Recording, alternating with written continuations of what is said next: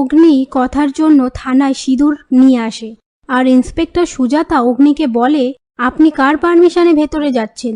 এখানে ঢুকতে গেলে পারমিশন লাগবে, সেটা আপনি আপনার বাড়ির লোকেদের ভালো করে বলে দেবেন। এখানে কেউ ছুটি কাটাতে আসে না।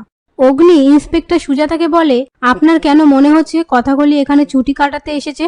আর আমি এসে থেকে দেখছি আপনারা ওর সাথে এমন ব্যবহার করছেন যেন প্রমাণ হয়ে গেছে যে ওই গিল্টি। এই নিয়ে ইন্সপেক্টর সুজাতা আর অগ্নির মধ্যে তর্কাতর্কি শুরু হয়। সেই মুহূর্তে প্রত্যয় এসে ইন্সপেক্টর সুজাতাকে বুঝিয়ে বলে, বিগ ব্রো কথার জন্য সিঁদুর নিয়ে এসেছে। এই কথা শুনে ইন্সপেক্টর সুজাতা বলে, ঠিক আছে, ওনাকে যেতে বলুন। এরপর অগ্নি কথার কাছে আসে, হার্বাল সিঁদুরটা দেয় আর বলে, তোর জন্য লয়ার ঠিক হয়ে গেছে, কেসটা কোর্টে উঠবে।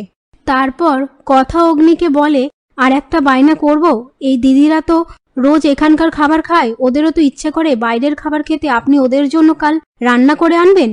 অগ্নি কথাকে বলে, একদমই না, আমি এসব করতে পারবো না তোর জন্য।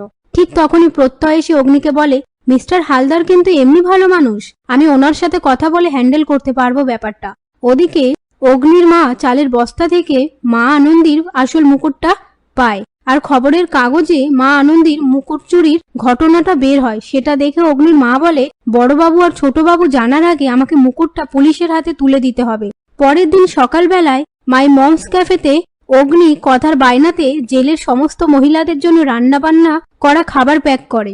সেই মুহূর্তে ম্যান্ডি এসে বলে, মাই মমস ক্যাফেতে তুমি বাঙালি রান্না করছো, কিন্তু কেন? অগ্নি বলে, কথা আমার কাছে বায়না ধরেছে, জেলে সমস্ত মহিলাদের জন্য রান্না করে নিয়ে যেতে বলেছে, তাই চুপচাপ ওর বায়নাগুলো শুনে নিয়েছি, না হলে আবার কোন গোবরগিরি করে বসবে। তারপর ম্যান্ডি অগ্নিকে বলে, আমি আমার ভুলগুলো রিয়ালাইজ করেছি। অগ্নি ম্যান্ডিকে বলে, আমি একটু বিজি আছি, আমাকে বেরোতে হবে। এই বলে অগ্নি সেখান থেকে চলে যায়। এরপর অগ্নি বাড়ির সবাইকে নিয়ে খাবার নিয়ে থানায় আসে। তারপর ইন্সপেক্টর সুজাতা অগ্নিকে বলে, আপনাকে একটা পেপারে সাইন করে দিতে হবে, সবকিছুরই তো একটা প্রোটোকল আছে।